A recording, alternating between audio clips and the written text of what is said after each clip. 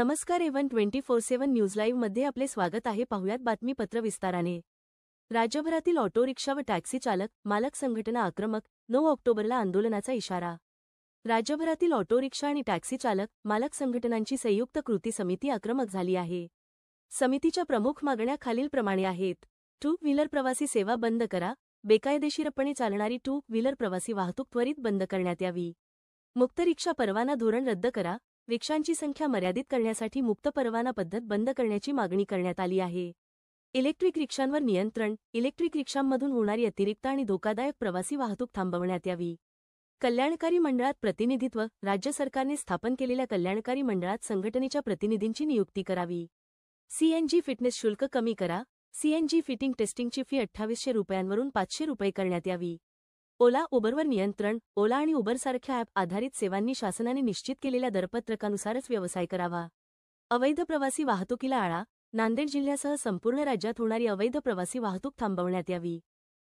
या मागण्यांचे निवेदन सादर करताना प्रदेशाध्यक्ष शेख अजीज, जिल्हाध्यक्ष गौस खा पठाण, वैजनाथ देशमुख, प्रदेश कार्याध्यक्ष एम.ए. रहमान, बालाजी कोकरे, प्रदेश उपाध्यक्ष मिर्झा नवाब बेग, मराठवाडा अध्यक्ष मोहम्मद आरेफ खा पठाण, जिल्हाध्यक्ष गंगाधर विनकरे यांच्यासह ऑटो संघटनेचे अनेक पदाधिकारी उपस्थित होते।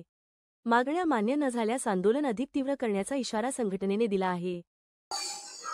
आपल्या महाराष्ट्रामध्ये प्रत्येक ऑटोची आणि टॅक्सीची या ठिकाणी रजिस्टर्ड ज्याच्या संघटना आहेत त्याची कृती समिती आहे। त्या कृती समितीचं नाव आहे ऑटो रिक्षा टॅक्सी चालक मालक संघटना समिती कृती समिती। जवळपास 668 संघटना रजिस्टर्ड संघटना या कृती समिती सोबत आहेत।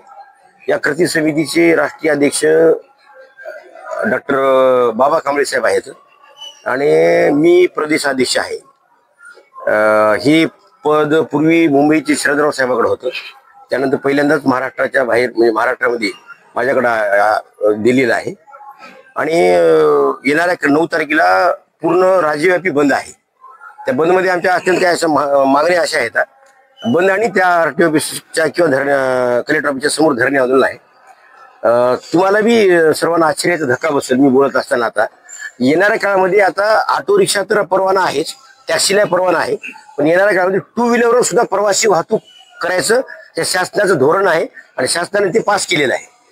आणि त्याचं म्हणणं असं की ज्या जिल्ह्यामध्ये 1 लाख लोकसंख्या आहे शहरामध्ये तिथं त्यांनी ते टॅक्सी 2 व्हीलर टॅक्सी देणार आहेत।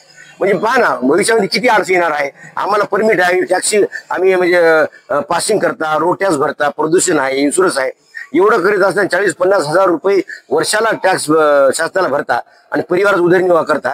तर त्याच्यामुळे हे बाबा ते टॅक्सीला परवाना देऊ नये। आणि येणाऱ्या काळामध्ये ते धोकादायक बी आहे। मोटरसायकल कोणत्या एखादी महिलेला तो माणूस कुठेकडे घेऊन गेला काही गेलं तर ते सुद्धा वाईट आहे। आमचं म्हणणं त्याला देऊन आमच्यावर उपासमारीची वेळ येऊ नये असं आमचं म्हणणं आहे। आता नांदेड शहरामध्ये म्हणण्यापेक्षा महाराष्ट्रात एक ई रिक्षा निघाली, इलेक्ट्रिक रिक्षा चार्जिंगची गाडी निघाली फ्युल ॲटमची। त्या गाडीमध्ये 7-7, 8-8, 10-10 लोक बसायला येतं आणि त्या गाडीला परवाना नाही, परमिट नाही। जर त्या गाडीचं काही नुकसान झालं, गाडीचा जर अपघात झाला, ऍक्सिडेंट झाला तर ते प्रवाशाला काही पैसे भेटणार नाहीत असं आमचं म्हणणं आहे।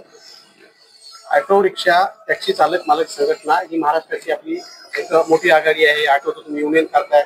मुंबईच्या बाहेर, पुण्याच्या मेट्रो सिटीच्या बाहेर पहिल्या प्रथम प्रदेशाध्यक्षाचं पद संघटनेचं आपल्याकडे आलेलं आहे। तर या निमित्तानं हा तुमचा या जिल्हा आहे, तुम्ही त्या पालिकेला मानला जातो।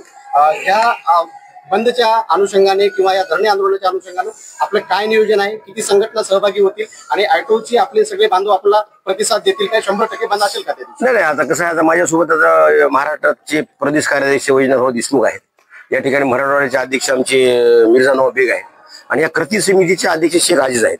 आता आमच्या सोबत या उद्याच्या संपामध्ये जवळपास 23 संघटना आहेत आणि हे आमच्या जे मागण्या आता हे आमच्या न्याय हक्काच्या मागण्या आहेत। आज निवेदन देण्यासाठी आम्ही 10-15 संघटनेचे लोक आलो होतो।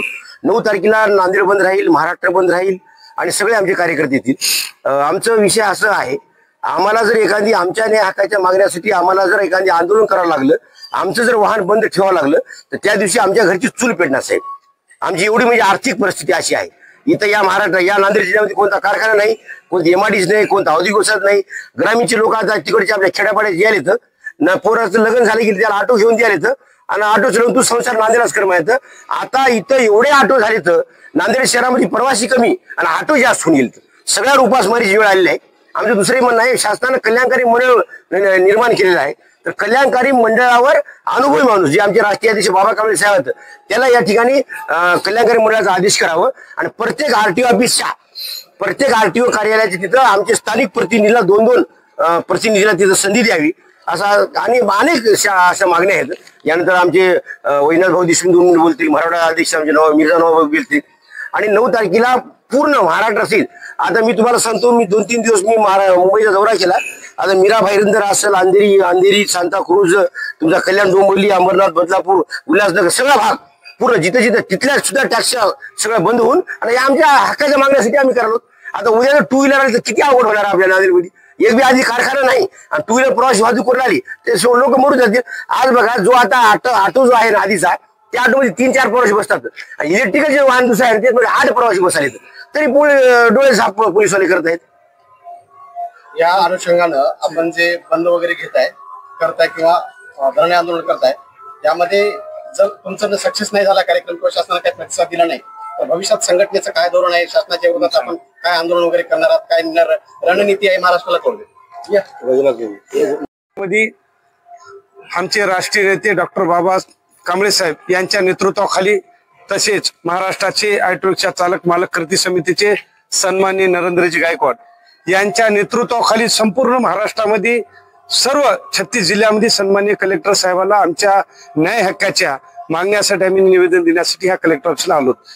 ह्या ठिकाणी सन्माननीय नवाब बेग असतील, आमचे मिर्झा नवाब बेग, जिल्हाध्यक्ष शेख अजीज, राजू रॉक, गौसभाई, हे सर्व आणि बांधवांनो, मुळात एक तुम्हाला सांगतो, ह्या ठिकाणी नांदेड जिल्ह्यामध्ये ज्या संघटना आहेत कृती समितीमध्ये, ह्या ठिकाणी आम्ही वेगवेगळ्या पक्षात काम करत असताना कोणी भारतीय जनता पार्टीचं काम करतो, कोणी राष्ट्रवादीचं करतो, कोणी शिवसेनेचं करतो, कोणी MIMचं करतो, कोणी काँग्रेसचं करतो. परंतु या सगळ्या संघटना बाजूला सारून आम्ही जेव्हा आमच्यावर अन्याय होतो तेव्हा आम्ही सगळं कृती समितीच्या माध्यमातून आंदोलन पेटवण्याचं काम करतो. महाराष्ट्राचा इतिहास आहे, जेव्हा बी नांदेड जिल्ह्यातून ठिणगी पेटते तर आम्हाला न्याय भेटल्याशिवाय राहत नाही. परंतु बांधवांनो, जसं आमच्या नरेंद्र गायकवाड साहेबांनी अध्यक्षांनी सांगितलं की बांधवांनो, गेल्या अनेक वर्षापासूनच्या मागण्या आहेत, काही 1-2 आमच्या मागण्या मान्य झाल्यात, परंतु आम्हाला शासन दरबारी कुठलाच न्याय भेटत नाही. जोपर्यंत आम्ही उग्र स्वरूपाचं आंदोलन पेटिल्याशिवाय आम्ही स्वस्थ बसणार नाही. भविष्यामध्ये उद्याच्या 9 तारखेला संपूर्ण महाराष्ट्र बंद राहीलच आणि आमच्या ऑटो चालक नांदेड जिल्ह्याचे 100% आम्हाला साथ देतील, प्रतिसाद भेटेलच. आणि जर आम्हाला ह्याच्यानंतर जर आम्हाला न्याय जर भेटला नाही तर भविष्यामध्ये सर्व महाराष्ट्रामध्ये नरेंद्रजी गायकवाड बाबा कांबळेच्या नेतृत्वाखाली संपूर्ण महाराष्ट्रामध्ये रास्ता रोक केल्याशिवाय आमच्या न्याय मागण्याच्या हक्कासाठी आम्ही रास्ता रोक करू. ह्याच्यापेक्षा उग्र आंदोलनाचं स्वरूप राहील. याची मीडियाच्या माध्यमातून सर्व आमच्या ऑटो चालकांना आदरणीय कलेक्टर साहेब आम्हाला न्याय देतील असा विश्वास नांदेड जिल्हाधिकारी साहेबांकडे आम्ही मागण्याचं निवेदन दिलेलं आहे. 100% आम्हाला न्याय देतील. जर न्याय नाही दिला तर लोकशाही मार्गाने आम्ही आमच्या पद्धतीनं आमच्या ऑटो रिक्षा चालक मालक सर्व ऑटो रिक्षा चालकाला घेऊन भव्य स्वरूपाचं उग्र स्वरूपाचं भविष्यात आंदोलन करू.